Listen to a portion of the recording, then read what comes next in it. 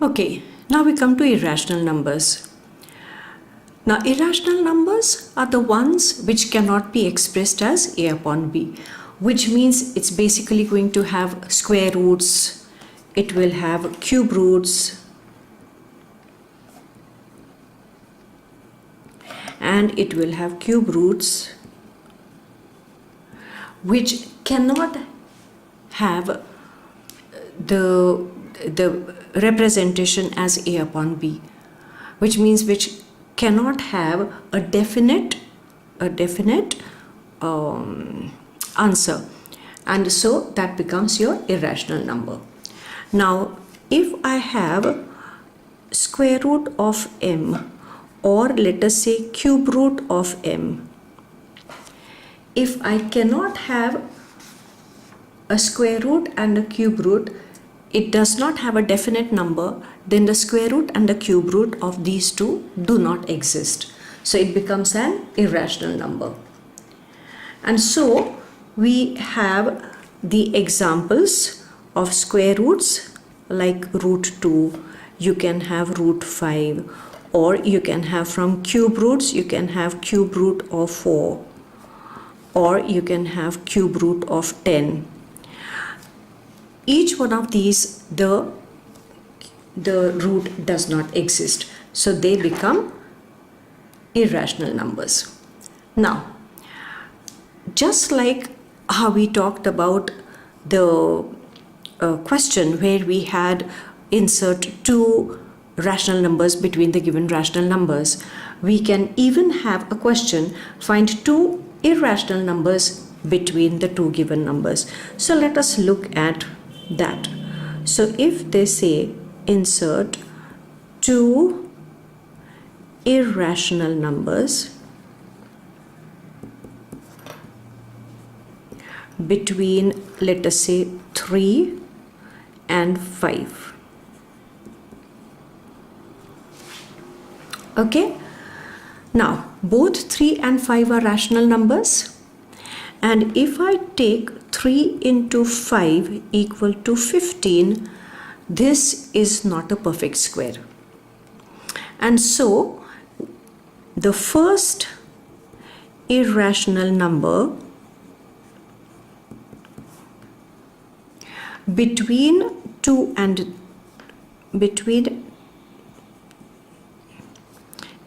and 5 is going to be under root 3 into 5, which is under root 15. Now,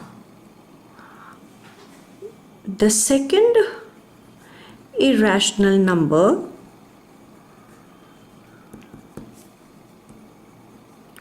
is going to be the irrational number between 3 and root 15, and that is going to be root of product of this one and this one, which means it is the product of 3 into under root 15, and so that becomes under root 3 root 15. And so we will say, therefore, the required irrational numbers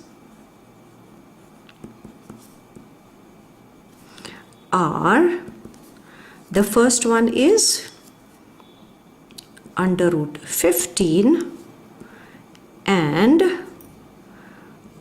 under root 3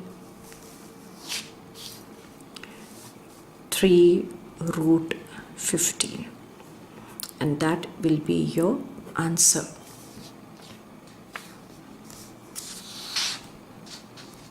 Okay, now the other type of question will be, they will ask you which one of the given numbers are rational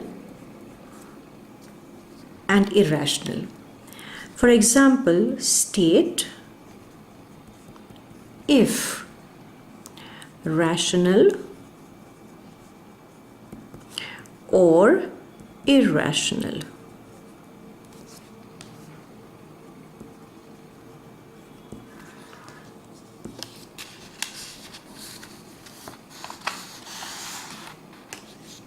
Okay, so now in this state, whether rational or irrational, let us take first example. Let us take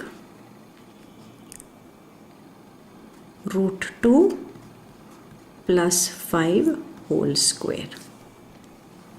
Now we got to examine if it is rational or irrational.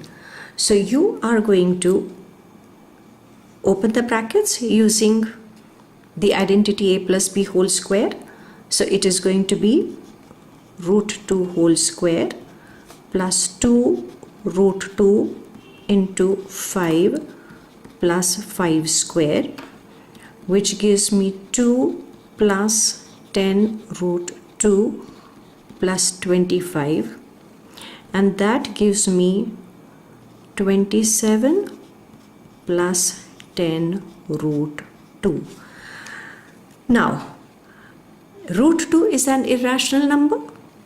It is multiplied by 10. The product also will be irrational number, because an irrational number multiplied by a rational number may or may not be may not be an irrational number, and plus 27 is a rational number, this being irrational number. So an irrational number added to a rational number, the sum may or may not be an irrational number. Suppose there was a negative sign over here, supposing this was minus.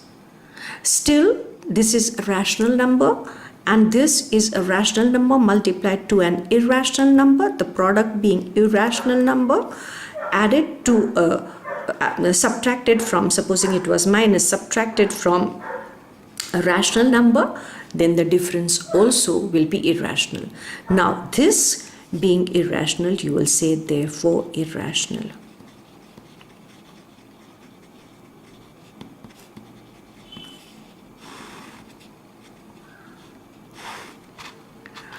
We come to the second example. The second example, let us take 2 plus root 3 into 2 minus root 3. This will be multiplied using the formula a plus b into a minus b, and all of you know it is a square minus b square, and so you will write it as 2 square plus 2 square minus root 3 whole square. So that gives you 4 minus root 3 square is root 3 into root 3, which is 3, and 4 minus 3 is 1, and therefore it is a rational number. Although it looked in the format which had roots, and we tend to think that it's going to be irrational number. Then we come to, supposing you have 10 upon root 5. Now this is a rational number and it is divided by an irrational number, and we tend to think that it could be an irrational number, but understand when there is a division of between the rational number and an irrational number, the quotient may or may not be irrational. And now you got to check this out, saying this is 2 into 5, so I'll write 2 into 5 means it is root 5 into root 5 upon root 5, and then you will see that this cancels and you will get 2 root 5, which is an irrational number.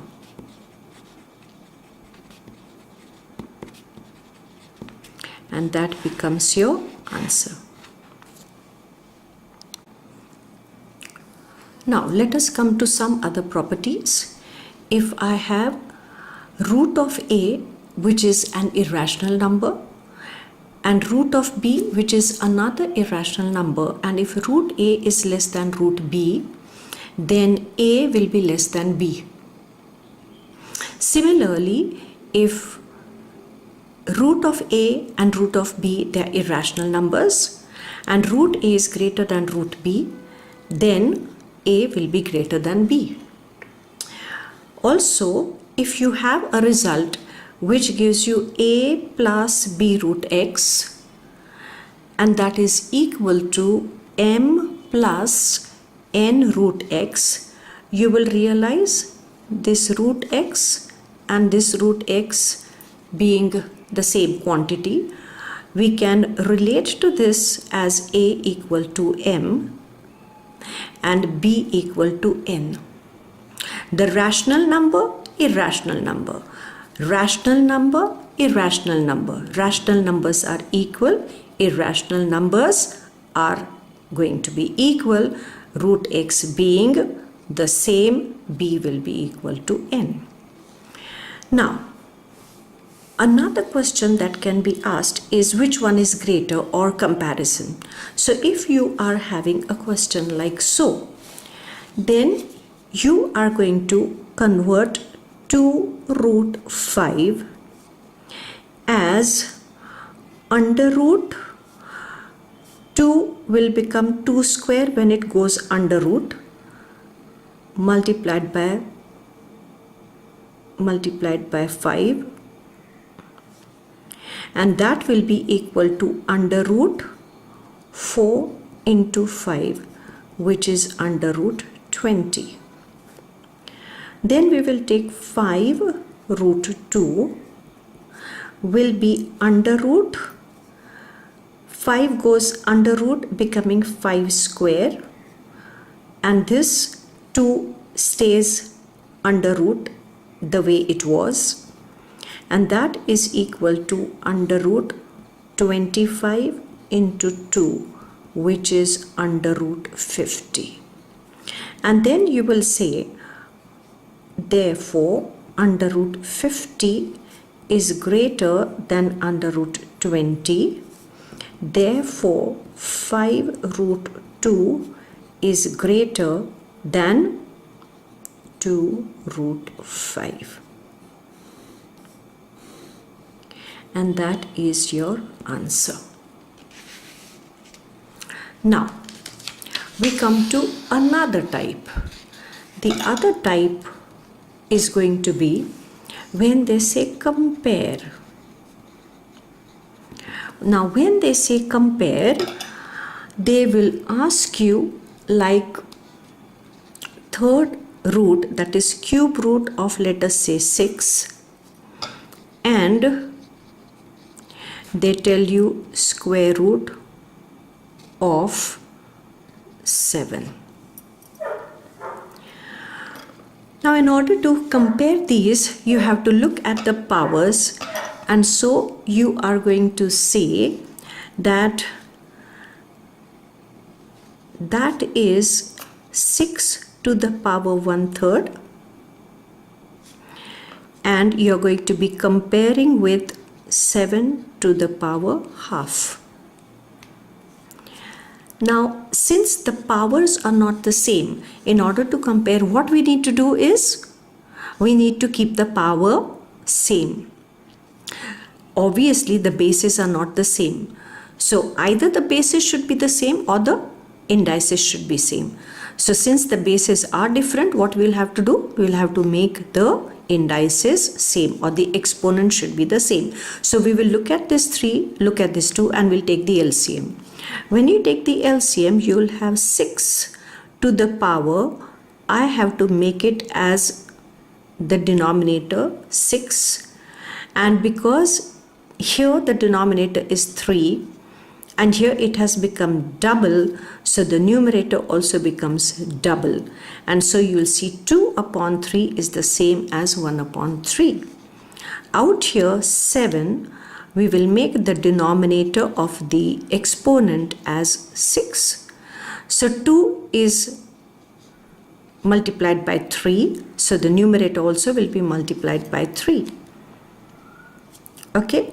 Now that you understand this, we are going to say that if it is 6 to the power 2 upon 6, it will be 6 square multiplied by 1 upon 6 in the exponent, and here 7 to the power 3 multiplied by.